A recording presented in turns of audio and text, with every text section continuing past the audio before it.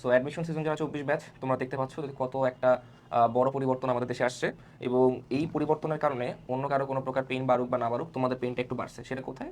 GK অংশে। ঠিক আছে, অর্থাৎ এতদিন ধরে অ্যাডমিশনের শুরু তোমরা বেসিক্যালি যে জিকে মুখস্থ করে আসছো, সেটা আর কি এবার আমাদের কোনো কাজে লাগতেছে না।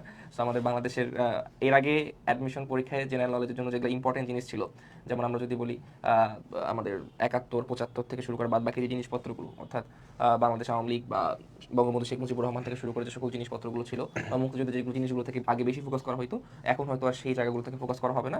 এখন হয়তো মুক্তিযুদ্ধ থেকে প্রশ্ন আসলেও ফোকাস পয়েন্ট অন্য জায়গায় হবে বা অন্য জায়গা থেকে আসবে। এবং পাশাপাশি আমাদের যেই এই সর্বশেষ আমাদের যে গণ অভ্যুত্থান গেল, আমাদের যে জুলাই বিপ্লব গেল, সেই বিপ্লব থেকে আমরা বুঝতে পারতেছি যে এবার আমাদের বেশ কিছু প্রশ্ন এখান থেকে আসবে। এর পাশাপাশি ডক্টর মোহাম্মদ ইউনুস আমাদের সেখান থেকেও বেশ কিছু প্রশ্ন আসার পসিবিলিটিস কিন্তু খুবই হিউজ। সো রিসেন্ট টার্মসের মধ্যে এগুলো যেমন আসবে, পাশাপাশি ইতিহাসগত জায়গা থেকেও কিন্তু দেখা যাবে যে আগে যে জায়গাগুলোতে বেশি ফোকাস করা হতো, সেই ফোকাসের জায়গাটা এখন আমাদের চেঞ্জ হয়ে যাবে।